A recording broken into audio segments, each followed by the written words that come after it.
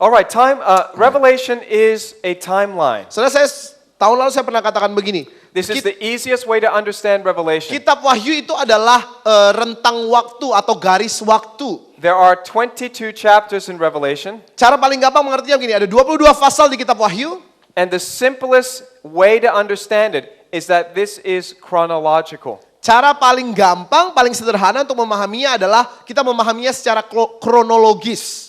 There may be other layers of meaning, Mungkin ada lapisan pengertian yang lain. but we always start with the simplest, most literal interpretation. Tapi seperti saya katakan semalam bahwa kita mulai dengan pengertian yang paling sederhana. But we need to explain a little bit. Tapi kita akan jelaskan sedikit. In chapters 4 and 5 and 14 and 15, the scene changes to heaven. Pasal 4 dan 5 dan pasal 14 dan 15 kitab Wahyu, scene itu berubah menjadi sorga, bukan lagi ada di bumi. So from the perspective of earth, chapter 3 connects directly with chapter 6. Perspektif bumi, dari perspektifnya bumi, maka pasal 3 itu langsung terkoneksinya, terhubungnya dengan pasal 6. So this is where people get confused. Jadi di sini banyak orang bingung.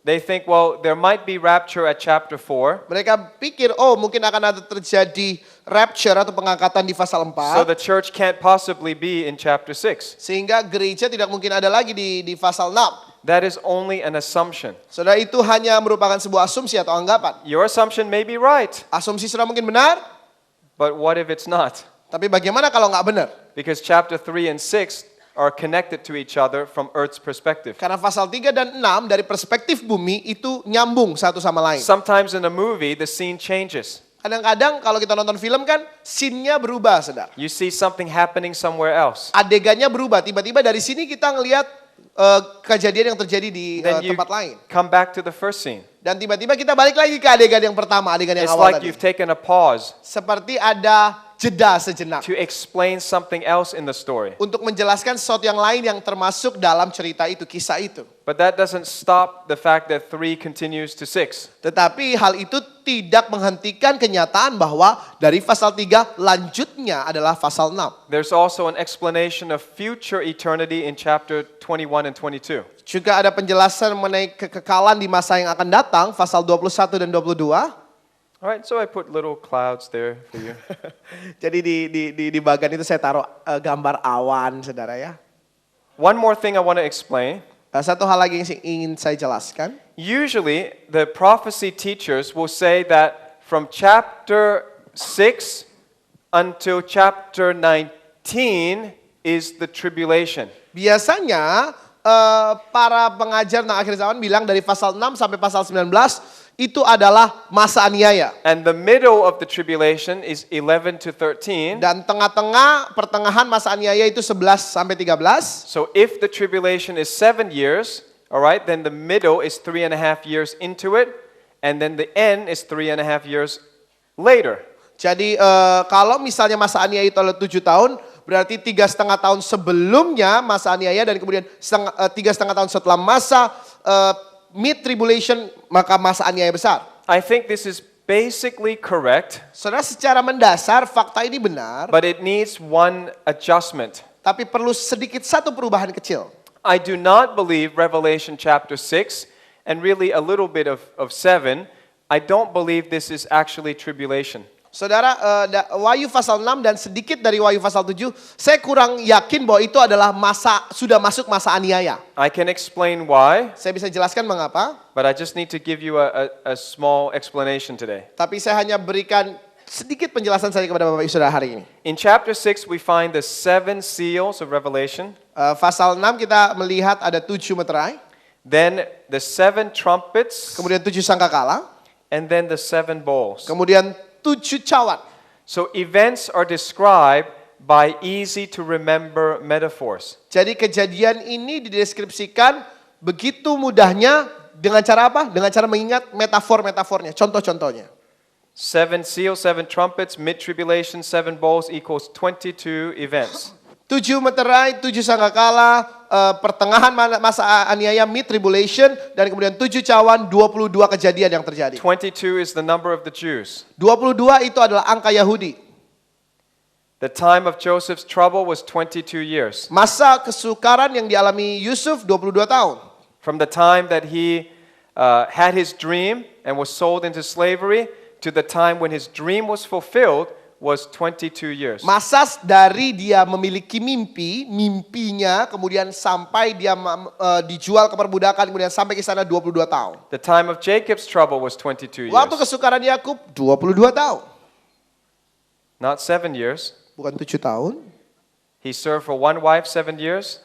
Untuk satu istri dia kerja 7 tahun. Served for another wife 7 years. Satu istri lagi 7 tahun lagi. Then he served Laban for 6 years. Kemudian dia melayani Laban selama 6 tahun. Then he ran away and took 2 years to get settled. Kemudian dia kabur dan kemudian untuk bisa untuk bisa hidup mapan butuh 2 tahun lagi The baginya. Jewish rabbis say that the time of Jacob's trouble is not 7 years, it's 22 years. Jadi kesukaran Yakub bukan 7 tahun kata para rabi orang Yahudi, tetapi 22 tahun. The Hebrew language has 22 letters. Bahasa Ibrani ada 22 huruf. And interestingly, Revelation has 22 chapters. Dan yang menarik adalah kitab Wahyu terdiri dari So, 22 pasal. It's almost like a signature of God that the book of Revelation will deal mainly with the Jews, not with the Christians. Jadi seperti satu hal yang sungguh-sungguh datang dari Tuhan bahwa kitab Wahyu ini sungguh-sungguh berkaitan dengan orang-orang Yahudi dan nggak terlalu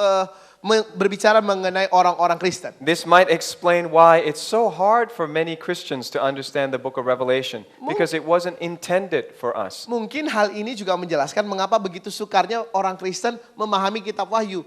Mungkin karena memang kitab ini nggak ditujukan pada dasarnya kepada kita. But there is a part that is for us. It's from chapter 1 to chapter 6. Tapi ada bagian yang memang untuk kita, yaitu dari pasal 1 sampai pasal 6.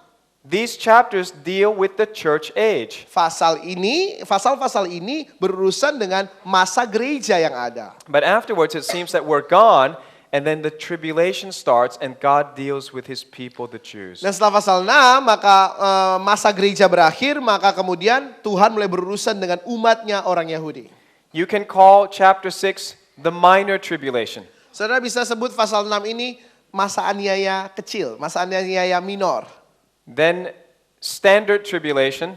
Kemudian setelah itu ada masa aniaya standar, tribulasi standar. And then great tribulation. Setelah itu aniaya besar, great tribulation. But I believe that God is so kind, he described the minor tribulation before the real tribulation starts for the sake of the Christians that are here. Saudara, tapi sangat luar biasanya Tuhan menjelaskan masa aniaya kecilnya atau masa sebelum aniaya mempersiapkan kita bagi kita orang-orang Kristen. The reason I believe this, for many reasons, but I give you one, the reason I believe this is that the Revelation seals match the pre-tribulation signs Jesus preached in Matthew 24 and Luke 21. Alasan saya mengatakan hal ini adalah karena meterai-meterai yang terdapat dalam masa pre-tribulation atau masa sebelum aniaya itu cocok dengan tanda-tanda sebelum aniaya yang Yesus jelaskan di Matius 24 dan Lukas pasal 21. The first 4 seals are very famous because when they're broken they release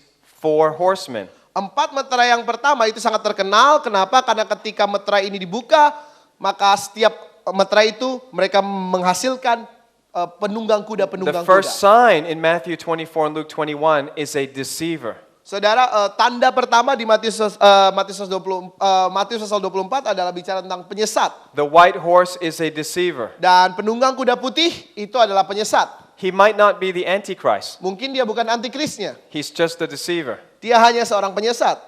White often symbolizes peace. Kenapa? Karena putih itu seringkali melambangkan damai. So today I'm going to give you the simplest explanation of Revelation. Jadi hari ini saya akan berikan kepada saudara penjelasan paling sederhana dari kitab Wahyu. The first 4 seals release the 4 horsemen of the apocalypse. 4 meterai pertama melepaskan 4 penunggang kuda yang akan menandai kiamat atau They are akhir white, dunia. white, red, black, and green. Dikatakan ada 4 warna, putih dan merah dan hitam dan kemudian hijau. In English, some translation says pale. It's incorrect. The Greek is chloros. Chloros is green. Dalam terjemahan bahasa Inggris mereka menamanya kuning pucat yang terakhir itu, tetapi dalam bahasa aslinya kloros artinya hijau. I don't know if the Indonesian translation gets it right. Bahasa Is it Indonesia green? menerjemahkannya kuda hijau, saudara. Is it green or Apakah pale? hijau? Wahyu pasal 6. In Revelation chapter No, 6? it's pale. Yeah, it should be green because green, chloros is where we get the word chlorophyll. In bahasa we call it pale green. Oh, good. Okay. You're very diplomatic. Pale and green. That's fine. That's correct. Oke, di bahasa Indonesia hijau kuning, saudara ya. Jadi setengah-setengah, diplomatis sekali. Bahasa is more accurate than English. Untuk yang satu ini bahasa lebih akurat daripada bahasa Inggris, saudara. All right, so a simple question. Why these four colors? Pertanyaan sederhananya, kenapa kok warna-warna ini? I'm going to give you the simplest explanation that I can find. Saya akan berikan kepada saudara penjelasan paling sederhana yang bisa saya temukan. I think the colors contain information. Saya merasa bahwa warna-warna ini di dalamnya terdapat informasi. God didn't pick colors out of a hat.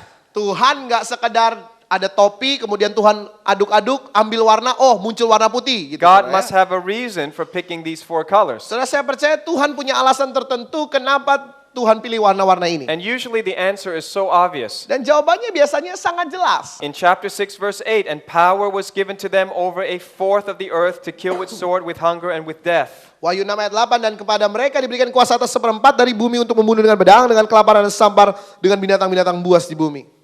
Now, it does not say that a quarter of humans will die by the opening of the fourth seal. Alkitab nggak bilang kepada kita bahwa seperempat jumlah manusia akan mati dengan terbukanya meterai keempat. Many prophecy teachers exaggerate what the Bible says. Banyak pengajar itu terlalu membesar-besarkan apa yang dikatakan oleh Alkitab. It makes a good sermon, Ya, khotbahnya jadi bagus sih, but it's not accurate. tapi nggak pas jadinya, nggak akurat. All that it says is a quarter of the human population will be under a power represented by these four colors and by the sword and by death. Yang dikatakan di situ bahwa seperempat dari populasi manusia akan berada di bawah kuasa yang dilambangkan oleh empat warna ini, yang juga berada di bawah kuasa pedang dan berada di bawah kuasa maut. What's on the flag of Saudi Arabia? Apa yang berada di bawah bendera Arab Saudi, saudara? A great sword. Yang di bawah bendera Arab Saudi, di bagian bawahnya terdapat apa? Pedang. So a quarter of the earth will be under this power. Jadi seperempat bumi ini akan berada di bawah kuasa pedang ini. Now, they estimate 23% of the world is living under Islam. Saudara, diestimasikan bahwa 23% penduduk dunia berada di bawah Islam. I wouldn't be surprised if it was exactly 25%. Saya nggak akan terkejut kalau misalnya jumlahnya adalah 25% tepat. Again, you look at the world, Saudara bisa lihat dunia, look at what is under Islamic control. saudara lihat apa yang berada di bawah pengaruh atau kendali Islam. 50% or more Muslim. 50% atau lebih bagian negara yang dikuasai Muslim. You can see a quarter of the earth. Saudara bisa lihat seperempat penduduk bumi. This is an extremely accurate prophecy given before Islam even existed. Saudara, ini adalah nubuatan yang sangat akurat yang diberikan bahkan jauh sebelum Islam itu lahir. Muhammad was only born in 590 AD. Saudara, Muhammad baru lahir kurang lebih 90 Masehi, tahun 90 Masehi. He did not see his vision of the angel named Gabriel, supposedly Gabriel, until 600 something. Saudara, dia tidak melihat nubuatan diberikan oleh malaikat Gabriel 600 tahun sebelumnya. But this religion spread very fast Tapi agama ini menyebar begitu and cepat covered a quarter of the earth. dan berhasil menguasai seperempat bumi. So now you understand in the easiest way I can tell you, I didn't give you details, the first four seals of Revelation. Jadi sekarang kita mengerti dengan cara paling sederhana, paling gampang, paling mudah untuk mengerti 4 meterai pertama. Saya nggak bisa kasih rinciannya, saudara, tapi paling nggak 4 meterai pertama ini mengenai itu semua yang barusan kita bahas. By the way, the white horse has Muslim fathers. By the way, si kuda putih memiliki ayah seorang Muslim, saudara. Obama is the first president whose father is Muslim, Saudara, Obama adalah presiden pertama dengan ayah seorang Muslim, whose stepfather is Muslim. yang ayah tirinya juga Muslim. But he says he's not Muslim. Tapi dia bilang dia bukan Muslim. Barack Hussein Obama. Namanya Barack Hussein Obama.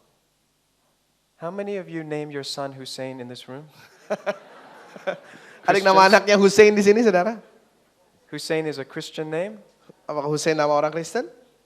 No, obviously not. Jel- How many Abdullahs here in this room? Ada yang namanya Abdullah di sini? Any? No? Okay. So obviously their names tell you something. Jadi jelas bahwa nama itu memberitahu kepada kita sesuatu. I guess you have to guess what that means. Saya rasa saudara harus menebak apa maksudnya. The fifth seal. Tapi meterai kelima, Let's continue. meterai kelima, Revelation 6 verse 9. Wahyu 6:9.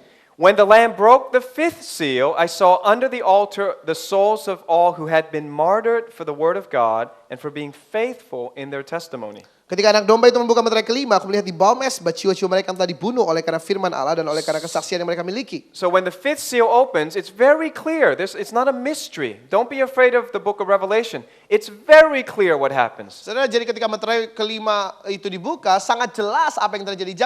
Jangan takut terhadap kitab Wahyu. Sangat jelas saudara, apa yang sudah terjadi. Christians will have their heads cut off. Orang-orang Kristen akan dipenggal kepalanya. It's martyrdom. Bicara tentang martir. So I wonder if this seal has been broken. Dan saya bertanya-tanya, apakah meterai ini sudah dibuka? Now these terrorists, they consider all Westerners Christian. Saudara, teroris-teroris ini mereka menangkapi semua orang-orang Barat yang dianggap Kristen. We who read the Bible, we don't think you're Christian unless you put your faith in Jesus Christ. Tapi kita yang baca Alkitab, kita tahu bahwa mereka belum Kristen kalau mereka belum memberikan hati mereka kepada Yesus Kristus. But starting from August 2014, ISIS started beheading people publicly and putting it on YouTube. Dan sejak Agustus 2014, ISIS mulai memenggali kepala orang-orang di depan umum dan menaruhnya di YouTube. And this continued all throughout 2014 during the time of the lunar tetrad. Dan terus menerus sampai November 2014 pada saat tetrad itu terjadi. And then some people ask me, but Pastor Steve, these are not Christian. Dan mungkin banyak yang bilang, Pastor Steve, mereka ini kan bukan Kristen. Of course, because the journalists, they don't care about the Christians being killed. Tentu saja orang-orang, karena para jurnalis mereka tidak peduli tentang orang-orang Kristen yang dibunuhi. But when one of their own journalists get captured, it's big news. Tetapi ketika salah seorang jurnalis atau bagian dari mereka ditangkap, menjadi berita besar bagi mereka. But when 100 Christian women get raped, it's not news. Tapi ketika 100 wanita Kristen diperkosa, maaf kata saudara, So itu bukan berita buat you have to mereka. realize for every one journalist head, there's probably 1,000 Christian heads that are decapitated. Jadi saudara harus menyadari mungkin perbandingannya untuk satu kepala jurnalis yang dipenggal, yang disoroti media, mungkin ada 1,000 kepala orang Kristen yang sudah But dipenggal yang finally, tidak disoroti media. we have a confirmed born-again Christian beheaded by ISIS, which is Kenji Goto, a Japanese Christian. Tetapi kita memiliki seorang jurnalis, orang Kristen lahir baru yang dipenggal juga oleh ISIS, namanya Kenji Goto. That started in 30th January 2015. 30 Januari 2015. Then we had news of 21 Egyptian Christians kidnapped and beheaded in February.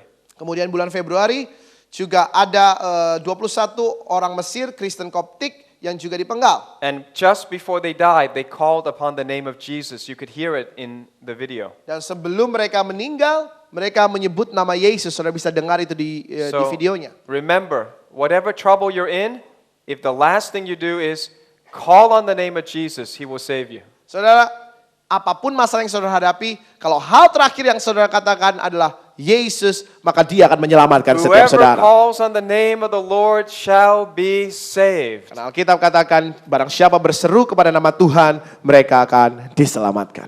Revelation 6:10 says, and they cried with a loud voice saying, how long, O Wait. Lord, holy and true, dost thou not judge and avenge our blood on them that dwell on the earth? Wahyu 6 ayat 10, dan mereka berseru dengan suara yang nyaring katanya, berapa lama lagi ya Tuhan yang kudus dan benar, Engkau tidak menghakimi dan tidak membalaskan darah kami kepada mereka yang diam di bumi. John saw relatives of these martyrs crying, how long will you wait till you judge? Yohanes melihat kerabat daripada martir-martir yang sudah dibunuh ini, mereka menangis, mereka berseru, berapa lama lagi ya Tuhan Engkau akan menghakimi mereka.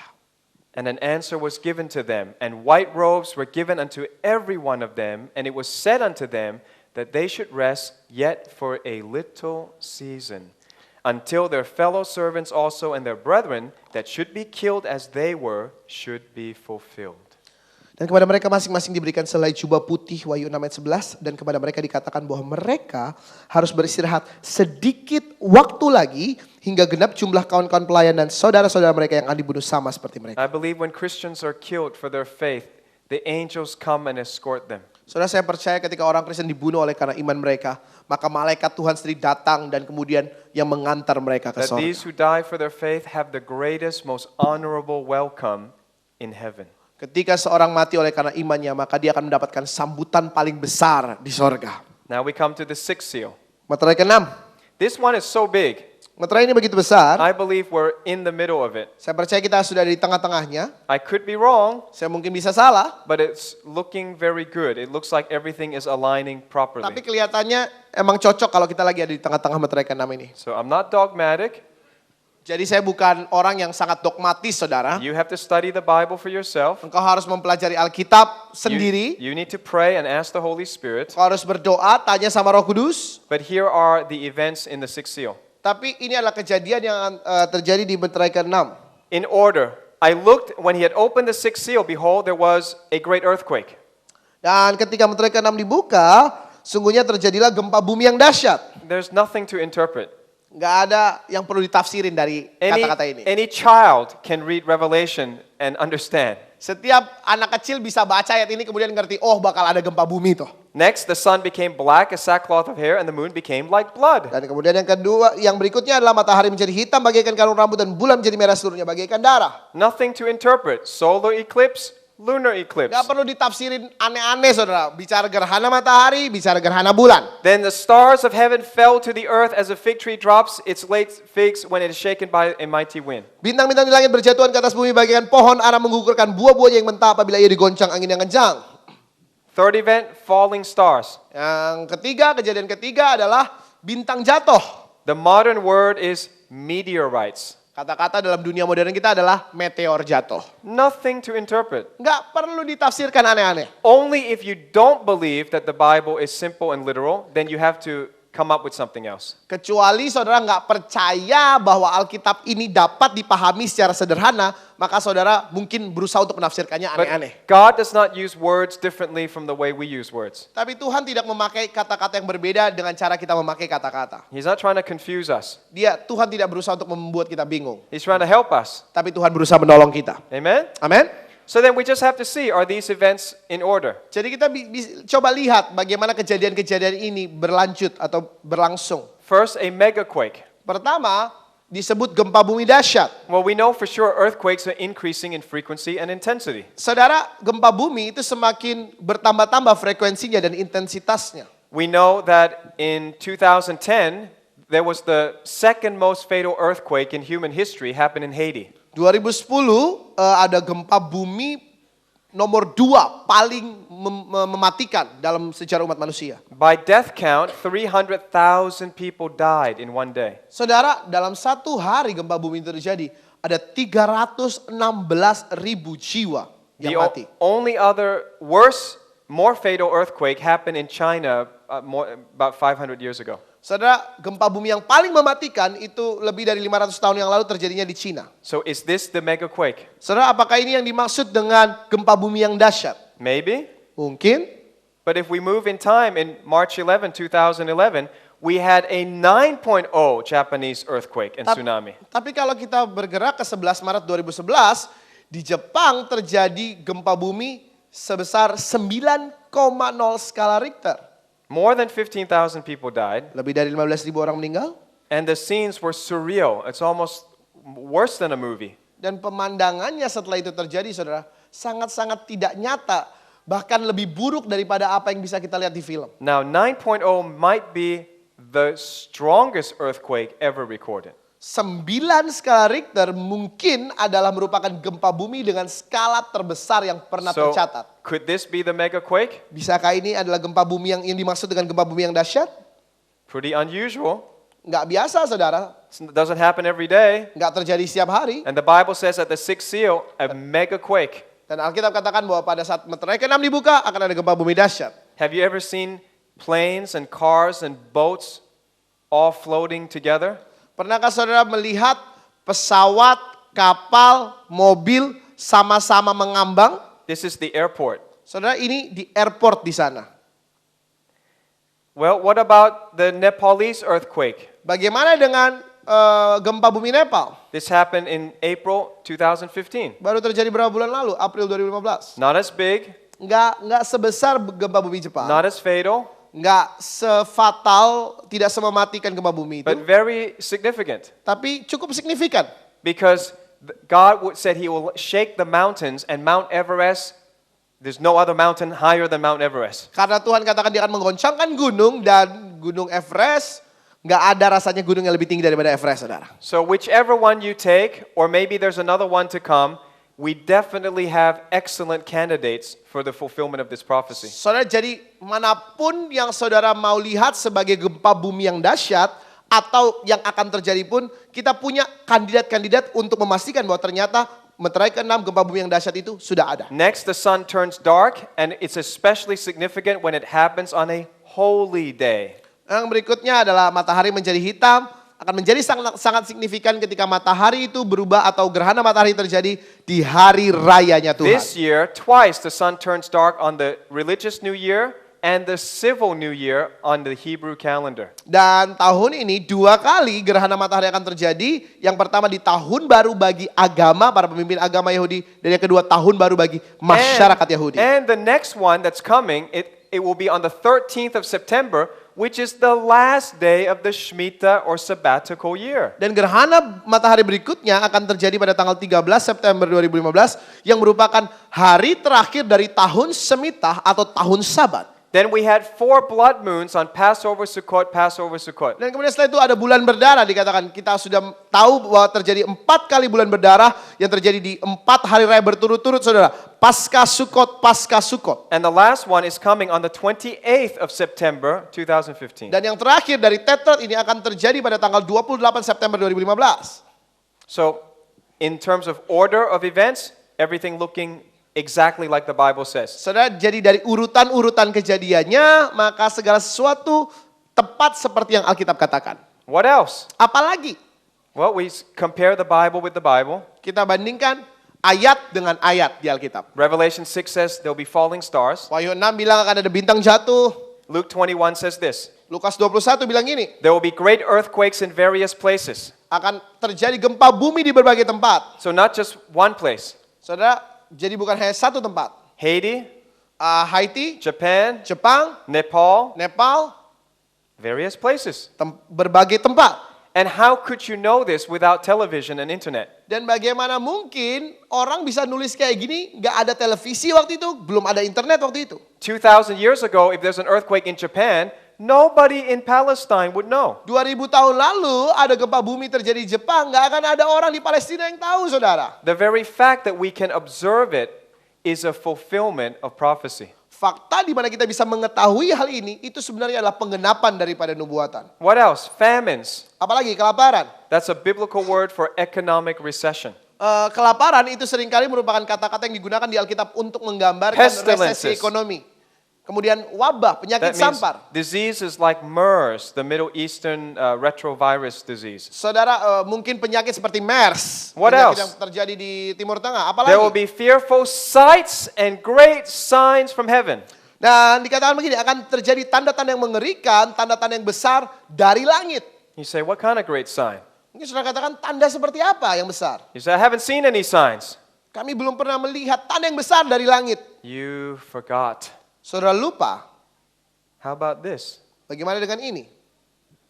We've never seen this in our life where there was a meteorite captured on dash cam coming down to Chelyabinsk, Russia. This happened on the 15th of February 2013. Kita nggak pernah melihat hal ini terjadi. Bagaimana ada meteor yang jatuh yang bisa ditangkap oleh kamera yang ada di dashboard mobil, saudara. 15 Februari 2013 di Chelyabinsk, Rusia.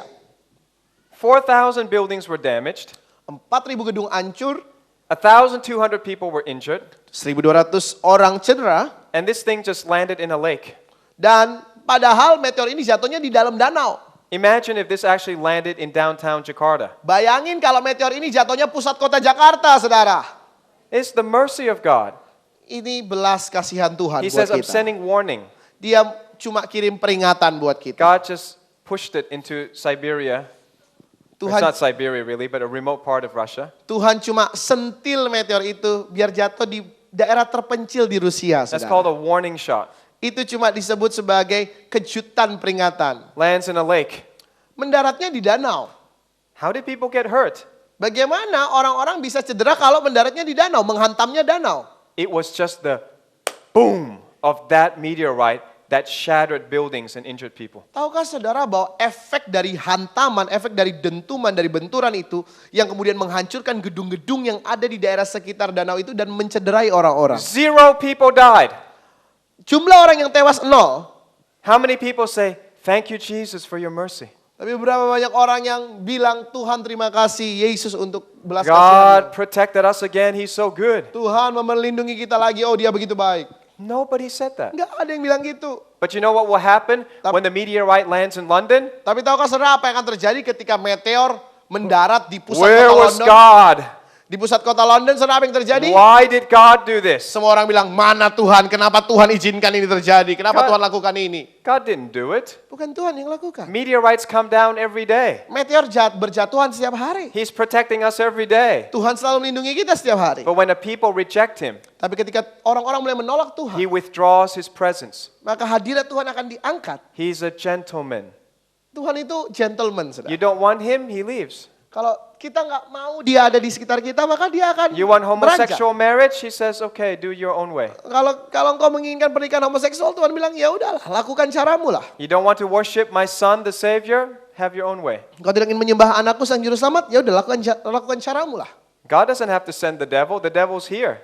Tuhan nggak perlu mengutus iblis, saudara. Iblis yang memang udah ada di sini. The devil does bad things to people, not God. Iblis melakukan hal-hal yang buruk kepada orang-orang, bukannya Tuhan. But we need to learn that the devil is powerless against God. If we will depend on him, Amen. he will try to do his very best to help us. Tapi saudara harus tahu bahwa kalau iblis ketemu sama Tuhan, iblis itu nggak punya kuasa apa-apa. Dan kalau saja kita mau berserah segalanya kepada Tuhan, maka Tuhan akan melakukan segala cara untuk menolong setiap kita. Hallelujah. Haleluya. So remember, the sixth seal tells us the church age closes with a massive meteor shower. Jadi kita tahu sama-sama bahwa meterai ke-6 memberitahu kepada kita bahwa waktu atau masa gereja Tuhan itu ditutup dengan hujan meteor. It may not even destroy cities. Mungkin tidak menghancurkan kota-kota, It may just be a global warning. mungkin cuma sekedar menjadi peringatan yang global sifatnya mendunia. But you will see it. Tapi kita akan And you melihatnya. will remember that God said so today. Dan ketika engkau melihatnya, saudara akan ingat hari ini Tuhan mengatakannya kepada setiap kita. Sixth seal not finished yet. Meterai ke-6 belum selesai. Very big sixth seal.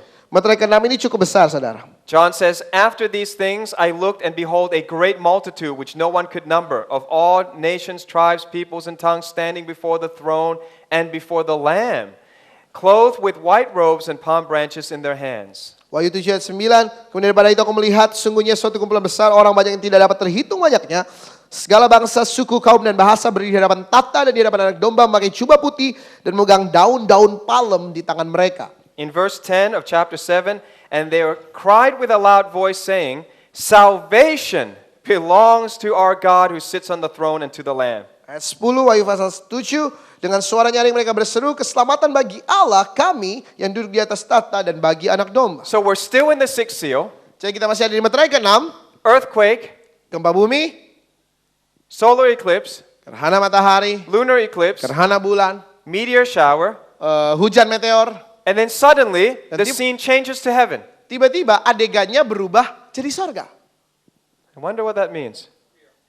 Saya mulai berpikir, ini maksudnya apa ya? Why don't people see the rapture in chapter 6? Kenapa kok orang-orang tidak melihat terjadi pengangkatan di pasal 6? They always say it has to be in chapter 4. Mereka bilangnya, oh pengangkatan itu di pasal 4. Well, here we have millions of Christians singing.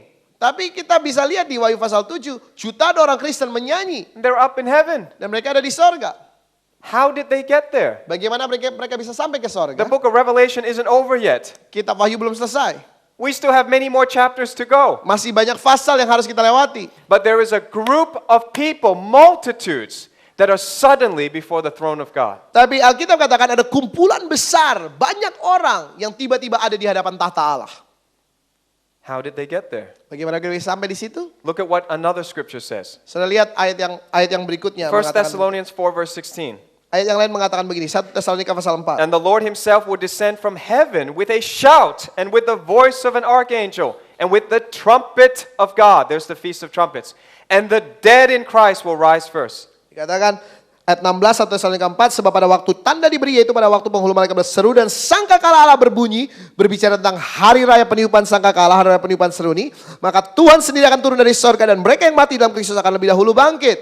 Then we who are alive and remain shall be caught up together with them in the clouds to meet the Lord in the air, and thus we shall always be with the Lord. Sudah itu kita yang hidup yang masih tinggal akan diangkat bersama-sama dengan mereka dalam awan menyongsong Tuhan di angkasa. Demikianlah kita akan selama-lamanya bersama-sama dengan Tuhan. Therefore comfort one another with these words. Oleh sebab itu, hiburkanlah seorang akan yang lain dengan perkataan The pesan last ini. generation is tough, Generasi terakhir memang sukar. but end times is not supposed to be scary. Tapi akhir zaman, saudara, tidak seharusnya menakutkan bagi We're kita. heading towards a hope Saudara, kenapa? Karena kita sedang menuju kepada satu pengharapan. that the world system will change. Bahwa sistem dunia akan berubah, The laws will change. hukum akan berubah, The evil judges will be dethroned. penguasa-penguasa yang lalim akan diturunkan, The evil rulers will lose their power. hakim-hakim yang jahat akan kehilangan kuasa mereka, akan diturunkan. And Jesus will establish what is good and right on this planet. Dan Yesus akan mengokohkan, mendirikan apa yang baik dan yang adil, yang benar di atas planet ini. Listen, Dengar baik. every day we are closer to that day. Tahukah saudara, setiap hari kita sedang mendekati hari tersebut. No matter how hard life seems, Tidak peduli seberapa besar kesukaran yang saudara don't lose your focus. lihat. Jangan kehilangan fokus Don't saudara. blame people. Jangan nyalain orang. Don't blame God. Jangan nyalahin Tuhan. Don't even blame yourself. Apalagi nyalain diri Keep sendiri. your focus on Jesus. Fokus saja sama Yesus. Every day is one day closer to that hope. Kenapa? Karena setiap hari adalah satu hari lebih dekat kepada pengharapan kita. And God said the rapture is a hope. Dan Tuhan katakan pengangkatan adalah sebuah harapan. And it happens in the sixth seal. Dan pengangkatan itu akan terjadi di meterai ke-6. Jesus will come from the sky. Yesus akan turun dari sorga. Boom. He will meet us. Boom, dia akan berjumpa dengan kita. The dead will rise. Yang mati akan bangkit. The bones will come together. Tulang-tulang akan berkumpul kembali bersama-sama. Muscles and skin will be put on the bones. Otot dan kulit akan ditaruh untuk Their menyelubungi tulang-tulang tersebut. Their spirits have been waiting for the day they will be reunited with a new glorified body. Roh mereka sudah menantikan hari di mana mereka akan dipersatukan dengan tubuh kemuliaan mereka yang baru. Then we who are alive and we worship Jesus Christ will be caught up in the air. Dan kita yang masih hidup, kita yang menyembah Tuhan Yesus Kristus akan ditangkap atau bersama-sama dengan dia di And the udara. ones who heard and did not believe, Dan bagi they will mereka be yang here. tidak percaya, yang belum mendengar, mereka akan tinggal di belakang. That's okay because we need some people to open the door of the church. Tidak apa-apa saudara, kenapa? Karena ya kita masih perlu orang untuk buka pintu So gereja. not everyone that goes to church will go to heaven, Karena nggak semua orang yang ke gereja bisa naik ke sorga. but maybe you can at least open the church for us Tapi- while we're gone. Tapi paling nggak saudara, ketika kami nanti diangkat, engkau bisa membuka pintu gereja buat And the kami. sermons that you did not believe today, I hope you will preach it when I'm gone. Dan khotbah yang saudara mungkin hari ini nggak percaya, ketika nanti saya sudah diangkat, ketika saudara tertinggal di belakang, saudara bisa balik khotbahin dari atas ini saudara buat mereka yang tertinggal. Please take good notes. Jadi pastikan saudara mencatat dengan baik hari ini. Who are these people who went up? Siapa mereka yang diangkat? The Bible says, they shall neither hunger anymore nor thirst anymore. The sun shall not strike them nor any heat. That means any persecution. Alkitab katakan begini, mereka tidak akan lapar lagi atau haus lagi, mereka tidak akan terbakar oleh sinar matahari ataupun terkena oleh panas. Artinya There will be a tidak day. mengalami aniaya. The day will come, no more persecution. Hari akan tiba di mana tidak ada lagi aniaya. No more making fun of us for not believing homosexuality. Tidak ada lagi orang yang mengejek kita karena kita tidak mempercayai homoseksualitas. No more making fun of us because we tithe and gave offerings to God. Tidak ada lagi orang yang mengejek kita karena kita membayar persepuluhan kita dan memberikan persembahan kepada Tuhan. For the Lamb who is in the midst of the throne will shepherd them and lead them to the living fountains of water, and God will wipe away every tear from their eyes. Kitab katakan sebab anak domba yang duduk di atas tahta itu akan mengembalakan mereka dan menuntun mereka ke mata air kehidupan, dan Allah akan menghapus air mata dari mata mereka. When you woke up this morning, we're one day closer to that day. Saudara, ketika engkau bangun pagi hari ini kita 1 hari lebih dekat kepada hari yang dikatakan Wahyu 7 ayat 17. You've understood a lot of revelation. Saudara sudah mengerti banyak dari kitab Wahyu hari ini. Was it hard? Apakah sulit, saudara? No, because in the last time, the seal will be open and understanding will come to the wise. Kenapa? Karena di hari-hari terakhir meterai itu akan dibuka, akan disingkapkan dan pengertian akan diberikan kepada orang-orang bijak. Only one more, it's very small. Satu lagi, The sedikit seventh saja. seal Meterai ke-7. is open in Revelation 8:1. Meterai ke-7 itu dibuka di Wahyu pasal 8 ayat When he 1. opened the seventh seal, there was silence in heaven for about half an hour. Dikatakan begini, ketika anak domba itu membuka meterai ke-7, terjadi sunyi senyap di sorga kurang lebih setengah jam. This is a mystery only if you don't believe that the seals are pre-tribulation. Saudara, ini adalah menjadi sesuatu yang misterius kalau kita tidak mengerti meterai ke-6 itu adalah bicara tentang masa sebelum It's a aniaya. mystery only if you don't know the sixth seal, the rapture just happened. Saudara akan sangat misterius kalau saudara tidak mengerti bahwa di meterai ke-6 lah pengangkatan terjadi, That last event will happen in the twinkling of an eye. bahwa kejadian yang terakhir itu akan terjadi dalam sekejap mata, Then it's followed by half an hour of silence. yang kemudian diikuti dengan kesunyian selama setengah jam. So the question is, why? Pertanyaannya adalah mengapa? Well, first of all, this is the event whose focus shifts up to heaven, not earth. Saudara, kejadian ini adalah satu-satunya kejadian dari 7 meterai yang fokusnya menuju kepada sorga atau langit dan bukanlah bumi. God takes us from all this earthly turmoil and suddenly he shows us a scene in heaven. Tuhan mengangkat kita dari kegaduhan bumi ini dan mendudukkan kita di sorga. And heaven is quiet. Dan sorga itu tiba-tiba sunyi.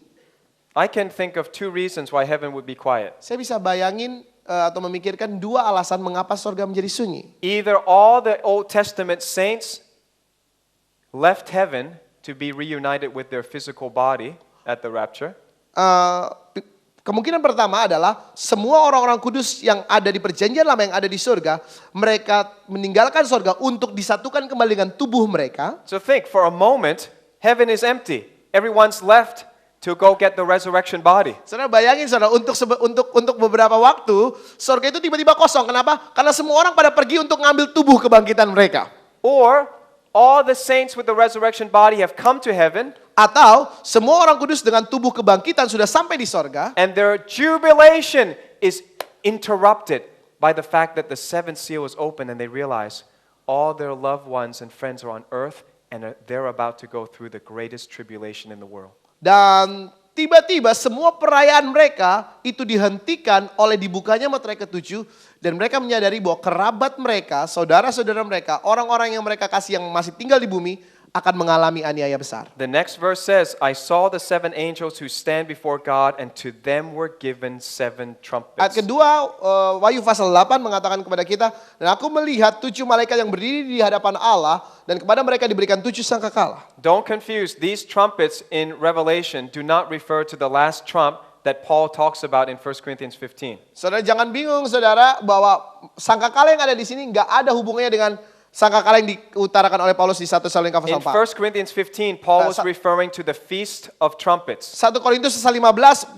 Paulus itu merujukannya kepada hari raya peniupan sangkakala atau hari raya peniupan seruni. Paul could not be referring to the 7 trumpets of Revelation because John had not even received the Revelation book yet. Saudara, Paulus tidak bisa merujuk kepada sangkakala yang ada di Wahyu pasal 8 ini. Kenapa? Karena pada saat Paulus mengatakan hal itu, Yohanes belum terima pewahyuan ini. These are symbols of future events in the tribulation. Ini adalah simbol untuk event atau kejadian yang akan terjadi di masa yang akan datang mengenai penganiayaan. So at the 7th seal, what is the 7th seal? The 7th seal is simply preparation for the blowing of the 7 trumpets. Jadi apa itu meterai ke-7? Meterai ke-7 adalah persiapan untuk mendengarkan peniupan 7 sangkakala. And if you study my next teaching, the 7 trumpets, the mid-tribulation, the 7 bowls, you will get the rest of the events. Dan kalau saudara mempelajari pengajaran saya berikutnya mengenai 7 sangkakala, mid-tribulation, dan juga 7 cawan, maka saudara akan mengerti setiap kejadian-kejadian ini. I can tell you when the trumpets blow, the Tapi- tribulation will begin with meteorite strikes. Saudara,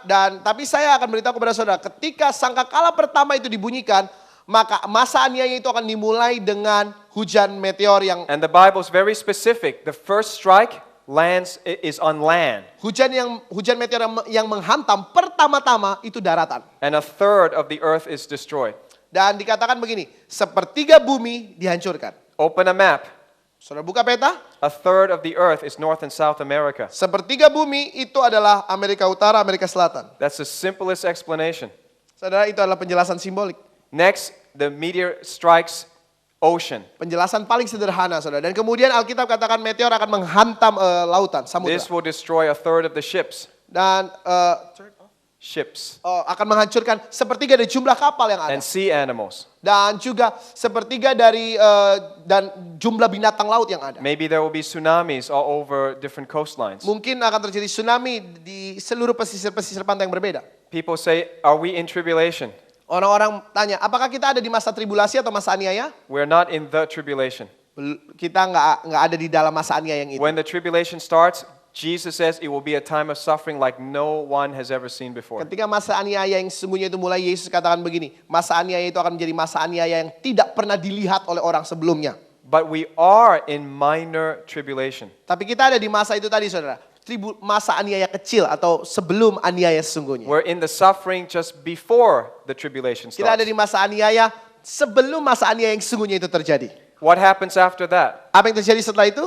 This is where it's possible you start having explanations for the rapture like aliens took us away. Saudara, ini mungkin akan masuk akal penjelasan mengenai bagaimana pengangkatan seperti diangkat oleh alien. Now, demons may manifest themselves as saviors and say that they're from another star or planet. Mungkin roh jahat atau iblis itu akan menyamarkan diri mereka menjadi mereka bilang, oh mereka juru selamat dari planet lain. There are people now who have alien encounters, but it's not many. Saudara, ada orang-orang yang mengalami perjumpaan dengan alien sekarang, tapi nggak banyak. These are not real aliens, they're demons in disguise. Mereka bukan alien, tapi mereka adalah roh jahat yang menyamar. One of the stories about alien abductions is they never abduct born-again Christians. Saudara, salah satu cerita mengenai penculikan yang dilakukan oleh alien adalah mereka tidak pernah culik orang Kristen yang sudah lahir baru. My question is, what about Christian make the aliens afraid? Pertanyaan saya adalah apa yang membuat alien itu takut sama orang Kristen? But as in the days of Noah, there was strange marriage between the angels and women. Tapi saudara, seperti di masa Nuh hidup ada pernikahan yang aneh dari anak-anak Allah, malaikat dengan anak-anak manusia, dengan perempuan yang ada di bumi. I taught for 4 hours in our church about the Nephilim. Saudara, 4 jam saya mengajar tentang Nephilim di gereja kami. It's not what you think. Bukan tentang yang saudara pikirkan. They may be aliens, they may be transhumans, they may be genetically modified humans. Saudara, mereka bisa menjadi alien, mereka bisa menjadi transhuman, atau mereka adalah manusia yang dimodifikasi secara The genetis. word Nephilim simply refers to a genetically modified being. Saudara, kata-kata Nephilim itu sebenarnya artinya adalah makhluk yang dimodifikasi secara genetis. And these genetically modified beings are all throughout ancient history. Jadi dalam seluruh sejarah purbakala kita bisa menemukan, saudara, makhluk-makhluk yang diciptakan Greek history, Roman history, Indian history. dimodifikasi secara genetis. Kita bisa lihat dari tradisi kebudayaan Romawi, secara Yunani, secara India, During Noah's time. dan di masa ketika Nuh hidup. So I think after we are gone, some very strange things might begin to happen again, like back in history. Saudara, jadi saya merasa setelah kita diangkat, sesuatu yang sangat aneh akan terjadi seperti dulu yang pernah terjadi di dalam sejarah purbakala. So I leave you with a encouragement that the time is near. Saudara, saya akan tutup dengan satu penyemangat bahwa waktunya sudah sangat singkat. Our hope is closer than ever before, Pengharapan kita sudah semakin dekat. but it's time to check our hearts. Tapi lagi-lagi ini waktunya kita menyelidiki hati kita. If we still can't forgive people, Kalau kita nggak bisa mengampuni orang, if we're still thinking about something that happened in the past, kalau kita masih bergantung atau masih memikirkan hal-hal yang terjadi di masa lalu kita, maybe for at least the next 2 years, we just have to serve God as much as we can. mungkin paling nggak kita masih punya 2 tahun, saudara, untuk menyembah Tuhan, melayani Tuhan sebaik mungkin yang kita bisa. Give as much as you can give. Berikan tabur sebanyak yang saudara bisa. Go on as many mission trips as you can go. Pergi dalam perjalanan misi lebih banyak saudara, sebanyak yang saudara bisa. And when we get to heaven, we'll all go into therapy together.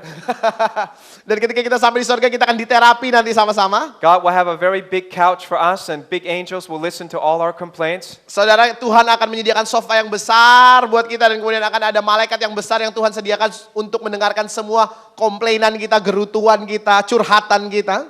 Maybe. Mungkin. Maybe not. Mungkin juga enggak, Maybe saudara. there's no complaining anymore. Once we get to heaven, we're so happy. Ketika di sorga udah nggak ada komplain-komplainan lagi, saudara. Kita sudah penuh sukacita di sorga. But now is the time to keep your eyes on the finishing line. Tetapi sekarang waktunya bagi kita untuk mengarahkan pandangan kita kepada garis finish itu, Say, garis I akhir. won't be lukewarm. Katakan sama-sama, saya tidak akan suam-suam kuku. I surrender all. Saya menyerahkan semuanya. I commit my life to the God who judges. Saya menyerahkan hidup saya kepada Tuhan Sang Hakim yang adil. I will not take revenge. Saya tidak akan membalas dendam. I will not return evil for evil. Saya tidak akan membalas kejahatan dengan kejahatan. I choose to love. Saya memilih untuk mengasihi. I choose to forgive. Saya memilih untuk mengampuni. I choose to be free. Saya memilih untuk merdeka. So I can serve God to the end. Sehingga saya dapat melayani Tuhan sampai pada In akhirnya. Jesus' name I make this prayer. Dalam nama Yesus saya berdoa. Amen. Amin.